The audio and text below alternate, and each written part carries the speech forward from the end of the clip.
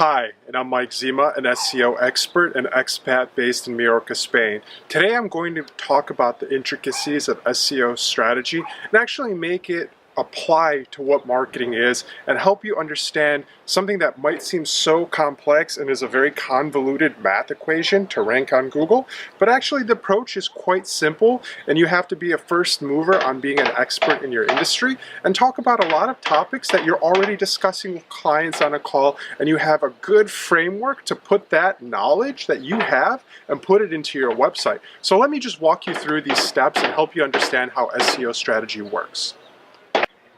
How do you rank on Google? Well, the first step is technical setup and making sure that your site is not blocked from Google. And it's important to make sure that you're applying the right keywords into your site. And all of those steps can be done at the beginning of launching your site and you're set up for Google.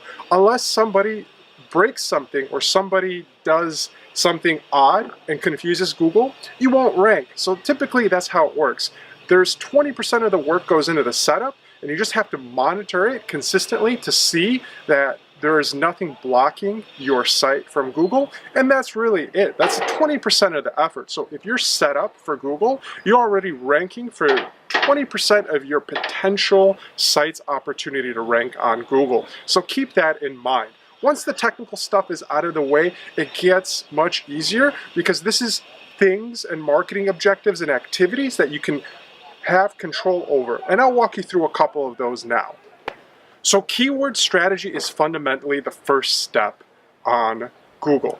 People are looking for different services every day. Qualified clicks are searching for your business right now, and they're going through tons and tons of different keywords, and there's tons of different ways to get to your site. It's almost like a choose your own adventure book on Google, because you're thinking of something, you're thinking of certain derivative of what you need, and your service will pop up for it. It's simple as that. But there's two kinds of keywords that you have to keep in mind. Keyword number one, it's going to be branded keywords. Google has to see you for your brand, and that's how it knows your authority.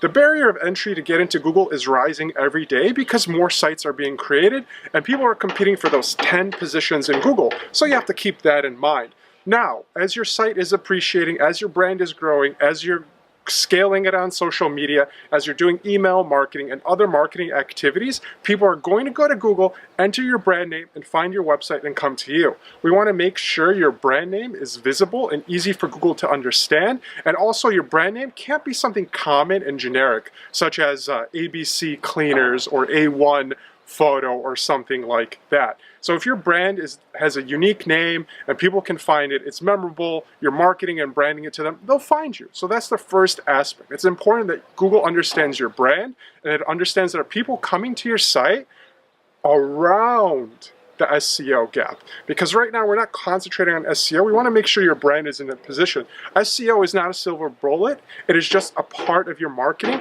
and it's another place where people come as a result of your marketing. So that's the first step, establishing your brand. The second step, number two, is going to be looking for different keywords that are unbranded. So these are people that are unfamiliar with your brand and they're trying to discover your services and they're looking for different combinations to find the right result until they actually land on the website and they do whatever that conversion is. They decide to contact that particular business owner on that website. So that's the next step. The unbranded keywords, this is easier. We talk about the different topics that you're trying to rank for. So if you're ranking for something like shoes, a very competitive industry, we can go in and find the different types of shoe keywords that people are looking for, and we can apply that into our research. And from that research, we have a list of keywords that we want to target. So you have your branded keywords, people are searching for your brand, you're building up brand authority where people are entering your name into Google, your business is coming up. That's telling Google, all right, you're a real business, you're in business, you have customers, and we should pay closer attention. Then you start ranking for the unbranded keywords, which are the keywords that are related to your services and what you want to draw in more customers to your site.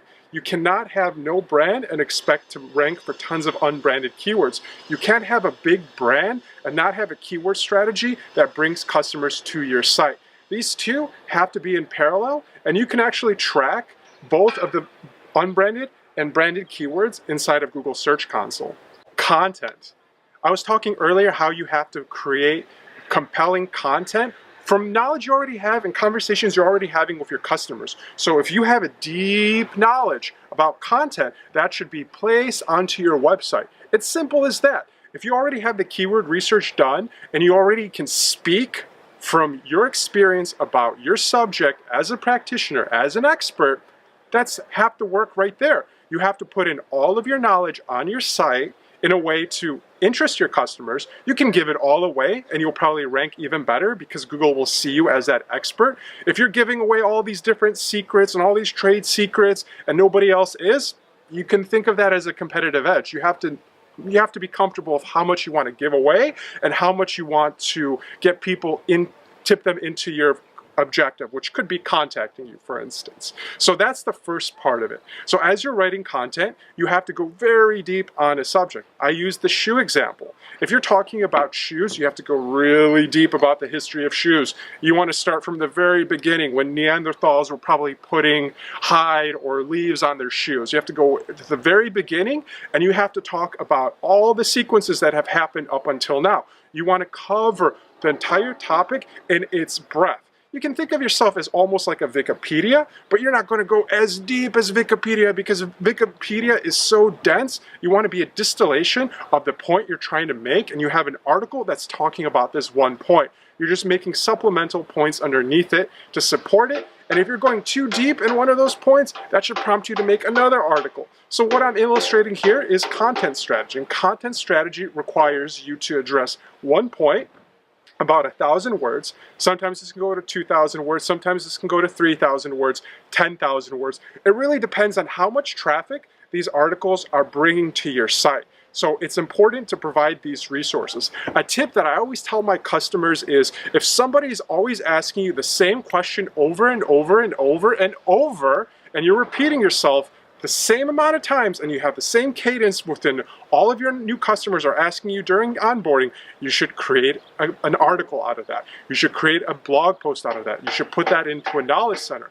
because if your customers have these questions, people that potentially could be your customers already have this question in their mind, or they will have a seed of this question in their mind, and you want to make sure you're giving them the information they need in order to qualify them further, have less questions, and they'll have more satisfaction when coming into your business. So that's the key here. You're creating a great experience on your website, and when that handshake happens and they contact you and you make that relationship offline, you already have that great customer experience. So the content you put on your site is important. There is no rule on how much content you should create.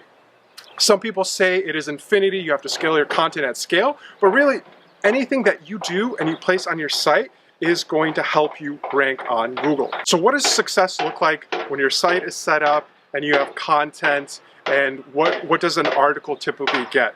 Well, I talked about keywords. Keywords have a certain amount of monthly searches per month. If you're ranking on page one for some of those keywords, they'll draw in a lot of traffic. So we're talking about keywords that have hundreds, if not thousands of monthly searches, and you want to target all of these keywords so you can draw in more traffic to your site. So if you have a successful article, within 6 months, you can go from 0 to 1,000 monthly sessions on that particular article. So how do you do that? Well, there's a lot of ways to market your content, but that's just it. You have to market your content. Whether you're marketing your business on pay-per-click, whether you're marketing your business on social, whether you're marketing your business by doing leaflets and flyers and going door to door, those are all points of optimization. Those are all marketing components. So if you have a really good blog and you have nobody seeing it, you have to market it. So first, you have to market it to your customers. You have to tell your customers you've created this blog. Second, you have to share this article on social media because Google is looking for the social signals. Third, you have to reach out to other websites that might be interested in citing your article into something that already exists on their site, or reach out to them if they can cite your article for an upcoming piece. And this is the most complicated one, content marketing. Content marketing is really a combination of PR and SEO, and that's where it meets in the middle, and I'll talk about this crossroad next. So what is content marketing? Well, content marketing is what we in the industry would call backlink building. What we're doing is we're taking a really good piece of content and we're going after people in the industry that might be interested in that content. And the objective here is we're trying to make a link back to your site. We're trying to solicit a guest post opportunity where the author or one of our clients' authors would go on their website, contribute an article, and their presence on that site is going to correlate back to your site. So I know it's really confusing and really complicated, but essentially what you need to do is create great content and market it on all these different channels. And from an SEO perspective, you have to reach out to websites to give you links to your content. And that's how you can go from 0 to 1,000 monthly sessions on an article. And what we're trying to achieve here is the tipping point. So we're doing all of this work for SEO. We have to be in the keyword research. We have to be in the content creation. We have to market the content. So when does this get easier? Does it ever get easier? I thought SEO, the people just come to you and that's it. Well, that's not the case, because SEO used to be, if you create a website, you put keywords in it, you would rank for it. Now the bar of entry is raising infinitely because people are creating websites every day. People are creating websites for their cats and their pets. And this is appreciating how many websites there are, all competing for those 10 positions I talked about. Now, if you do all of this marketing, all the research, you set up your site, people are linking to your article, and you have a good groove, and you have thousands of people visiting your site and visiting different articles on your site, this is where you reach the tipping point. So when does it get easier? So you're doing all the keyword research, you've set up your site, you're doing the content and the content marketing, and all of those pieces are at play. When does it get easier, and when do you need to stop? Well, the answer is you never stop with SEO because it grows and evolves like people do. Websites age and they improve over time like people do. The internet is aging and improving over time just like a human, and it's only in its infancy still when you think about what the life of the internet is going to be. So when you're doing all of these efforts and your content starts receiving hundreds and thousands of visits from Google, Google is going to know. Okay, Google has Google Search Analytics, they have Google Analytics, because those websites that are being created are competing for the same search results for that particular keyword. Now, this is the tipping point situation that every website wants to achieve. Since it used to be easier to rank for SEO, you put in keywords 10 years ago, you'd come up for them, and that was it. Now you have to be aggressive and you have to market and you have to carve out your position in the marketplace. It's a fair value. It has appreciated. It has matured. Google search has matured and it's comparable to other marketings. There's no shortcut with Google anymore. So with that tipping point, once you have enough content that people are linking to, they're citing you for it, that is where magic starts to happen. That is when you start seeing people naturally linking to your content because they're looking for sources, they're citing your article, they're reaching out to you, they're asking if they want to make a contribution onto your site, they're asking you if you can make a contribution on their site.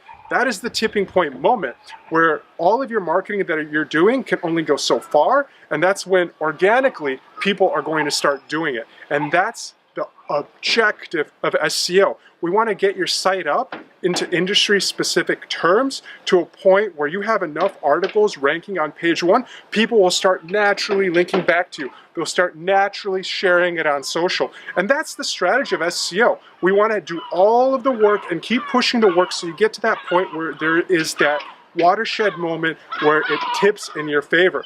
It used to be much earlier in the life cycle of websites, but it takes longer now. And to give you a frame of mind, it can take months, if not years, to reach that watershed moment as a site. So if you're just starting out, you're not going to see organic SEO to a point where it's just a windfall, a torrent of traffic for years. The steps are gradual. But if you're an older site, those steps could be more drastic, and a 20-30% bump on a site that's receiving 50 or 60,000 clicks a month from Google is huge. So 20% for a site that's getting only 100 clicks a month isn't that much of an increase. But 20% for a site that's getting 50,000 clicks is a huge increase. So it matters where you are in the life cycle of things, but the target is getting up to a point where your site is such an authority, you're an expert, the industry calls you an expert, people are tweeting at you, People see you as an influencer. That is everything that needs to happen. And if you're not operating from a position to turn yourself into an influencer, all of these marketing channels are not going to compound and grow and propel your site up to the top. So that's what you have to think about. That is one of the things I'm telling my clients the most now. You have to treat yourself as an influencer. Even if there's only 10 people that are going to buy from you in the entire world, you have to be an influencer before somebody outshows you and displaces you as the expert. So keep that in mind. You have to do everything in your marketing abilities to portray yourself as the expert as you are,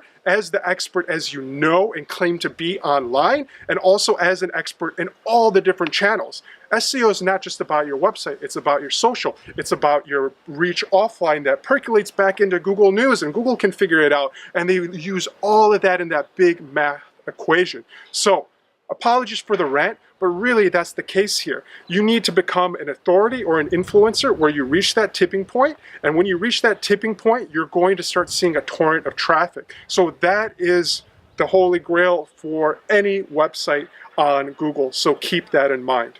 And those are all things you need to consider. You have to make sure your site is set up. You have to make sure that you have the right combination of branded and unbranded keywords and that your marketing is hitting and people are finding you. You need to make sure you're creating content on your website that shows you and profiles you as a subject matter expert. You have to research people and make relationships in order to market your content. You're making a relationship with one person so you can have an objective that has an SEO or a marketing objective associated to you. And this is very hard, whether you're a small business or you're a large business, the game is the same. Building relationships one-on-one takes time and it's not easy. So everyone has the same bar that they need to pull up on and reach every single day. But if you're positioning yourself as an influencer and on the other side of the coin, your business is also influential and creating content to the industry, this is going to compound and make you an expert. When you reach out and make that handshake with a person or an influencer that can see you as an expert in your industry, that relationship is for life. You're making relationships for life, and that's how you can compound and maximize your network to make you grow. This is about relationships and people. Marketing is just trying to appeal to a larger audience that can distill down to the people that really can help your business and the people that can grow with your business. So keep that in mind. SEO is not a magic trick. SEO is just a component that we consider a part of a larger marketing strategy, and the larger marketing strategy should go around your website. Your website is going to be the core of your marketing, all of your social, all of your SEO, all of your content, sales, everything will be around your website. If people can't find your website from all of these different channels, in particular SEO, it's going to take you longer, so keep that in mind. Thanks for watching. This was a very important video, and I talk to my customers about this every single day, whether they're small or they're large. When they reach that watershed moment, how do they sustain double-digit growth when they're getting 50K clicks a month? All of those are important facets, and at scale, the same pieces of this video apply to any business. Whether you're just starting out or you're established, you have to stay competitive, you have to be an expert, and you have to make relationships with people in your industry. And those are the important criterias of SEO. Make sure you're subscribing somewhere here. I think I found it. Leave a comment in the bottom if you have a question, and I'll talk to you soon.